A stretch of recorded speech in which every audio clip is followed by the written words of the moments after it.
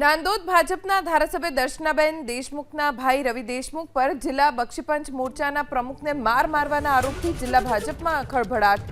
ધવલ પટેલની ફરિયાદ પ્રમાણે 14 ઓગસ્ટના રોજ જિલ્લા ભાજપે રાજપીપળામાં મશાલ રેલીનું આયોજન કર્યું હતું। આ દરમિયાન રેલી ગાંધી ચોકથી આગળ નીકળી કાલાઘોડા પાસે પહોંચતા રવિ દેશમુખનો ફોન આવ્યો, જેમાં ટિકિટની વાતને લઈને રવિ દેશમુખે અપશબ્દો બોલ્યા, જે બાદ જિલ્લા ભાજપના કાર્યાલય પર કમલમ પર પહોંચતા રવિ દેશમુખ ઉશ્કેરાયા અને અપશબ્દો બોલી જિલ્લા ભાજપના પ્રમુખ નીલરાવ રાવ, ધારાસભ્ય દર્શનાબેન દેશમુખ સહિતના આગેવાનોની ઉપસ્થિતિમાં હુમલો કર્યો। હવે આ સમગ્ર વિવાદમાં ધારાસભ્યના ભાઈ રવિ દેશમુખ વિરુદ્ધ રાજપીપળા પોલીસ સ્ટેશનમાં ફરિયાદ નોંધાઈ છે। 14 ઓગસ્ટના રોજ જિલ્લા ભાજપે રાજપીપળામાં મશાલ રેલીનું આયોજન કર્યું હતું।